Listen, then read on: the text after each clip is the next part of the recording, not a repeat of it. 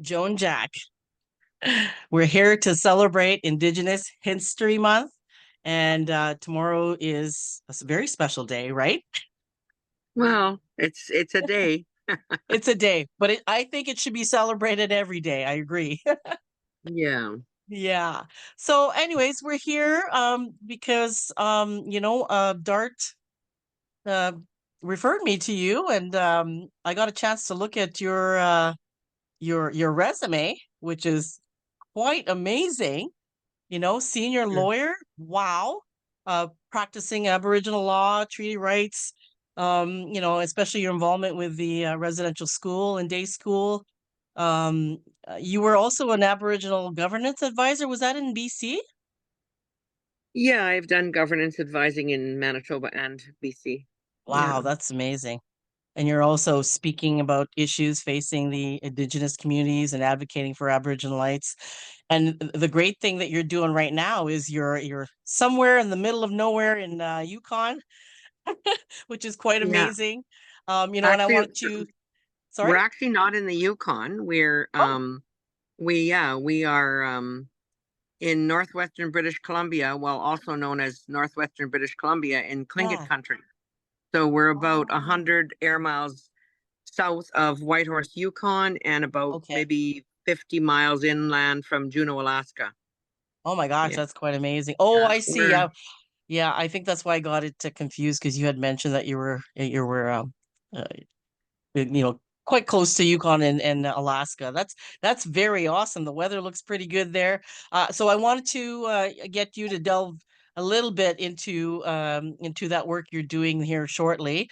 You had mentioned that you do, and I love this. I think everybody should be doing this. Is that No Tech Day? I think is an incredible initiative. I think that should be done worldwide for sure. And mm, then of course you got the podcast, Brave Indigenous Conversations. I yeah. really I listened to one of the podcasts. It's like amazing the people, the guests that you have on there. So kudos to you. What an impressive resume. So what I want you to do tell your story. Okay. Um, well, every story starts at the beginning, Yeah. and Yeah. I know we have a limited time, but I grew up in what was then a fly-in community called Berens River First Nation, Berens River, Manitoba, Okay. and we just got an all-weather road. I think this is 4 years now, maybe five. So Oh. I grew up in an era. I grew up at the edge of an era that's gone. Like we Mm-hmm. didn't get mainline hydro lines into Berens River until 1971, and that same year we got telephone lines. So I grew up in an era where there was no hydro or TV. I was 11 when Wow. hydro and TV came to my community. And then Wow. to make it even more unique, I suppose, I grew up on an island because I'm the daughter of a storekeeper. And Oh. back then, there were no roads in my community. So Mhm. the river was the highway. The river was the highway. Wow. Yeah, it was Wow. really something. And Yeah. yeah, so I grew up in Berens River. There's still no high school in Berens River. There's probably Oh, 400 students from nursery, kindergarten to grade nine. And okay. then everyone still leaves the community for high school. Very disruptive, very fragmenting, very traumatic. And Yeah. um, because I started school a little early, I was 12 turning 13 in grade 10. And I found myself in Winnipeg by myself. Wow. Mm-hmm. Very traumatic. So most Yeah. horrible imaginable things that happen to Indigenous women in particular, Mm-hmm. um, Oh, to some degree happened to me. yeah. And Oh. um, I ended up going back to university, Mm-hmm. getting a Bachelor of Education in Business Education. And then from there, I went on to law school and got my law degree. Mm-hmm. Mm-hmm. And then I articled um, in Manitoba, even though Okay. I was already living in northern BC. And yeah, I don't know. The rest is history. Met my husband up there. My husband's Tlingit. We've been married Mm-hmm. 31 years, and Oh, congrats. yeah, Wow. I've been in the Bryan Jack land-based school ever since, which is how I Wow. ended up in the bush here. Yeah. Mm-hmm. Yeah, delve a little bit deeper into that that center that you had just mentioned a little bit. How did that Well, come to yeah, fruition? I came down to this spot on the globe with my husband in 92. Mm, And you have to either walk in or helicopter in because there's no road. okay. And so landed here and well, back in the day we used to be able, there was a fixed wing company that did land a little ways down the river from us. But anyways, I came to this spot and with him, and this is his trap line. And Mm-hmm. it's so magical. It's so magical Yeah. here. It's magical. Oh, I see And I pictures. said, I can't get yeah, over it. It's beautiful. yeah. Yeah.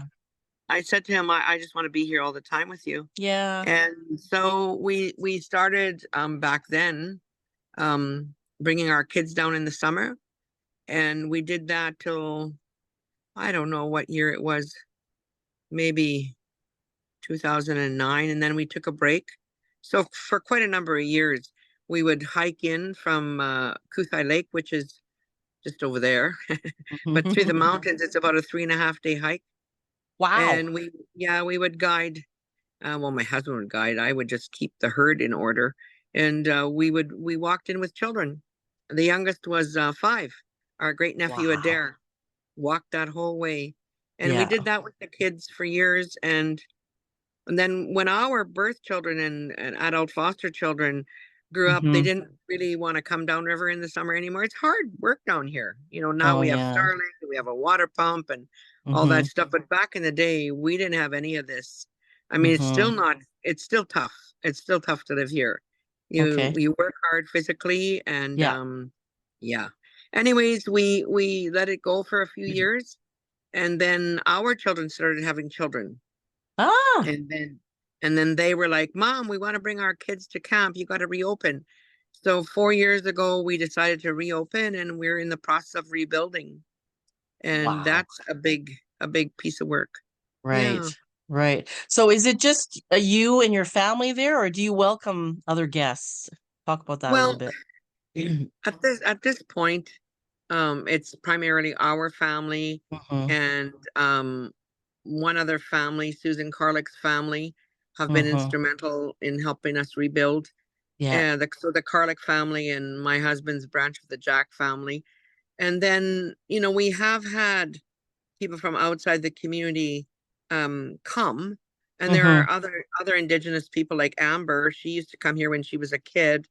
And she still comes here as a young woman now that we Yeah. reopened. And um but yeah, we're not doing cultural tourism or Mm. sports fishing Yeah. or any of that. Okay.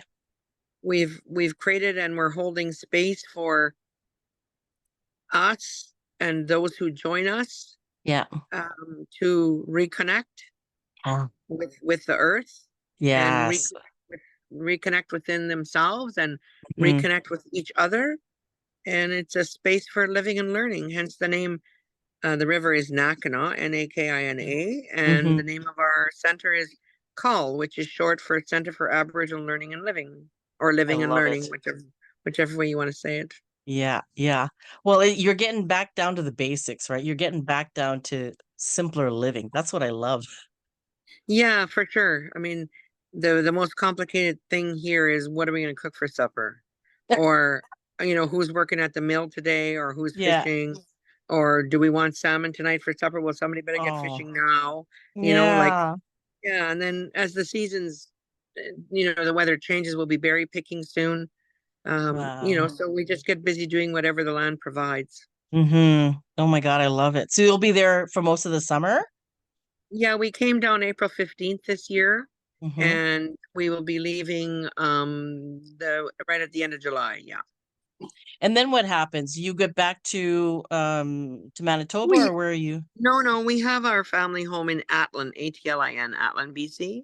Oh, And okay. so on my husband's reserve, and we have our own home. We built our own home and got a mortgage way back in the day when Yeah. the federal government didn't let, like, there were no registered Indian people with mortgages on reserve back then. But because I Wow. went to law school, I figured out how to do it, and we built our own home Amazing. and we paid off our Wow. mortgage, and Wow. it's in really great need of repair right now, but Okay. it's still a beautiful Wow. home. Yeah. Well, that's funny that you mentioned that because of your law education. Did you find having that obviously with all the work that you're doing, like, talk a little bit about what you've been doing on the law side. Well, I thought about that, when I Mm, looked at the proposed script, and mm-hmm. um, I do think anyone who thinks they want to become a lawyer, regardless Yeah. of race, should do that. Yeah. But I was disillusioned within the first 6 months of law school. I realized quite quickly that for me, from my perspective anyway, Yeah. that the common law has little to do with justice the way that an average Yeah. Canadian thinks about justice. It's nothing Mm-hmm. to do with that. It's to Yeah. do with the rule of law and all of the principles that go along with that, and all of the Mm-hmm. regulations and all of the legislation. And yeah, it's not to do with justice the way you and I would see it. Wow, that's And really interesting. yeah, it's people don't understand. Canadians don't understand what the law is about. And Yeah. Yeah. I mean, in the States where there's much more litigation in terms of the civil litigation, Mm-hmm. um, maybe there is more access to justice. I don't know. Yeah. Maybe Yeah. not. But here Wow. in Canada, if you, I mean, to hire a lawyer to bring a civil, and I'm not a litigator, but to Mm-hmm. hire a lawyer, 10, 15 years ago, it was like $1,000 a day if you're running a trial Wow. in legal fees. Wow. And so and the average trial is 4 or 5 days or 3 days even, or, then the preparation for the trial, like who has that kind of money? And then if Mm-hmm. you lose, you can get slapped with the costs on the other side, Right. and yeah, it's not the way you and I think about justice. Well, that's And interesting. So, so yeah. So 6 months in, you were thinking this, you were disillusioned, but what made you continue, carry on? I don't know. I just put one foot in front of the other. I just had started it and Yeah. finished. And Wow. yeah. And when I came out, I had articles in Manitoba. Hirsch Walsh had recruited me back then. I was very proud of that. He was one of the Mm-hmm. top 10 criminal lawyers in Canada. They called me. They were Wow. out of Winnipeg, and Mm-hmm. I had articles all set up, but I Yeah. left law school so angry, and um Um, really, really angry, yeah. because racism is legislated in this country, and Yeah. Canadians don't see it that way. Yeah. I've written articles, one short piece, just short pieces, because people won't read more than 10 minutes, but it's like, Mm-hmm. you know, most Canadians are willfully blind. They're like Yeah. ostriches. They've got their head in the sand, and Yeah. they claim, oh, I don't know what to do. I don't know what to do. You need to educate yourself. You need to take it upon Yes. yourself to Yeah. figure out what's going on. We're all Right. in this together. We're all in this together. Yes. Yeah. And Yeah. yeah, so I don't want to sound too angry and No, upset your listeners, but that's okay. I get it. Talk about a little bit about your, because I'm assuming, and correct me if I'm wrong, but your law degree helped you, especially with the Indigenous community here in Canada. Can you speak a little bit about that? yeah, I don't know. A little It's bit. like, yeah. It's Hmm. complicated, Martina. It's complicated. Yeah. Yeah. There's a direct correlation between how much you know and live and understand of Indigenous law, which is Right. not the common law or Aboriginal law as known within the common law, but Hmm. who you are as an Indigenous person Yeah. and how you understand that Hmm. really determines how well you do in law school and how well Yeah. you do in the practice of law. Because if Wow. you can go forward and just swallow it, then you can go far, you know. Hmm. But Yeah. if you're outspoken and uh, then you're labeled disruptive, Yeah. and I told get it. things like, if you just wouldn't take everything so personally, you'd be a really good lawyer, and it's Wow. like, no, I get the difference here. And Mm-hmm. I don't know whose life you're having, but I'm having mine. Right. And this is real, Yeah. like Yeah. we are really legally oppressed within our lands, within our own Yeah. homeland. Yeah. So, Yeah. so what did I do for my people practicing law? I don't know. I did file, I'm the first lawyer who filed the class action in relation to Indian day schools. And Mm. at the time, there were no other lawyers wanting to do that work, frankly, because there was no money in it. Oh, Everybody yeah. was still doing the residential school, individual assessment Mm-hmm. hearings, Right. um, making a substantial living, helping other people, which is great. That's what the practice of law is. Just like going to Mm-hmm. Canadian Tire and getting a mechanic to rebuild your carburetor, it's a Right. business. Yeah. And so I was like first out of the gate on that. And Mm-hmm. I worked on that for many years. And yeah, long story there. That's a Yeah. whole other podcast. So have Right. I done something for my people? I don't know. Some would say yes, some would say Yeah. no. Oh. Well, Yeah. I think your resume looks great, by the way. So, let's now talk about your podcast. Let's talk about that. How did that come about? Hmm. Well, I'm involved in I'm always learning and growing, and I'm involved in transformational education through um a corporation called Landmark, which is how Right. Dart how I met Dart, your friend Right. Dart, and my friend Dart. And I believe that, through the transformation I've been able to cause within myself, moving from complete victim, Mm. see, like not realizing I was acting as a victim, Yeah. to for lack of a better word and in the interest of time, victory. Um Right. I decide what I do when I do it, and I pretty much always have, but in the Yeah. past I felt bad about it. Oh, Now I don't really? feel bad. Now I don't Oh, feel bad. good. Yeah. Good, good. Yeah.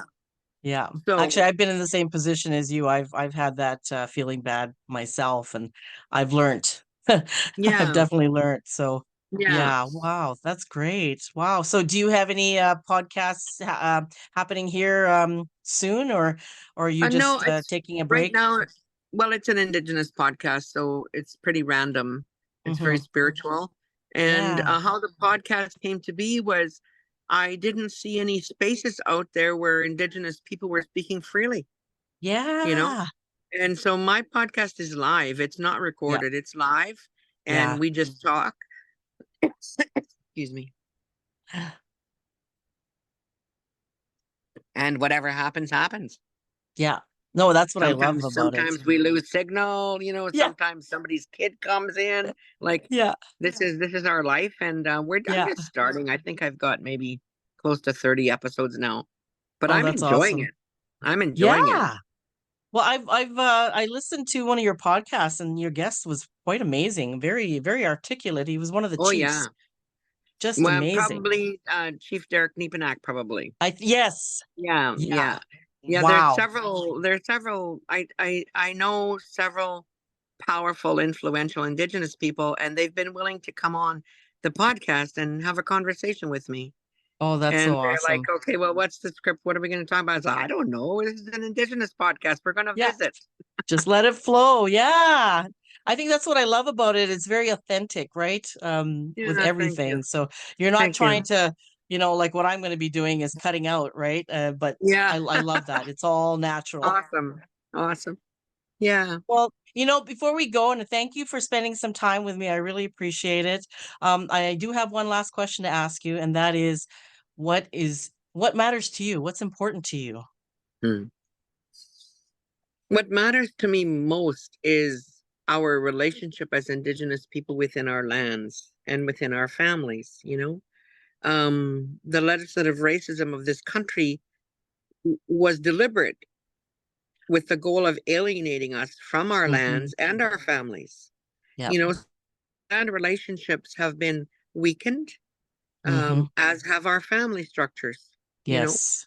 our Yeah. family is still the idea of family first, and that family is everything, is Yeah. still strong in Indian Yeah. country. But, Mm-hmm. the like I had a thought the other day, like this is so upsetting. This is an upsetting thought. Okay. Trigger warning for your Okay. listeners. Okay. I was thinking, yeah, these days, maybe for since Cindy Blackstock, she's a one issue woman. Like I saw her in the 80s when I was in law school. She's Mm-hmm. been working to be a stand for our children her entire life. Mm-hmm. And so, and they've won recently, and now, and Canada's still resisting. Anyways, I digress. Yeah. Um, now though, I'm starting to hear out there is there are more children today in the care of the state through foster care and apprehensions and all of that stuff than were ever in residential school. Oh, I it's haven't found the heartbreaking. ratio. I haven't found the ratio. Okay, Yeah. so but okay, this is the upsetting part. If the impact of residential school and separating children from their families has been all of these children being apprehended and taken into care, Mm-hmm. what is the impact of having all of our children in care going to be? Yeah. Yeah. Yeah. Like, just sit with that for a minute, Yeah, for you know? sure. And so the Yeah. work my husband and I and those who support us and work with us do to recreate land and family relationship is like, well, my friend Susan said it's like land and family first aid, It's like Yeah, it's like emergency first aid work, that's right. Yeah, It's like that's a the good way of ambulance saying it. the ambulance shows up and it's like, oh my God, Yeah. Yeah. And so yeah, and then the land does most of it. We hardly do anything. We just be here in the land, the energy of the land. I mean, It's you healing. will, yeah, you have had Yeah. or will have or you know yourself that the Yeah, energy of the land is what we all need, is what all human beings need. absolutely. Yeah, Yes. Yes. 1,000,000% I am agreement of that. Yeah. yeah, yeah. Yeah. Oh, thank you so much, Joan. I really appreciate this. No I problem. just can't thank you enough. This is a wonderful conversation. I can't I'm looking forward to listening to more of your podcasts because those Yes, please conversations are. do. Yes, I And share will. them. And share Yes, I them. will.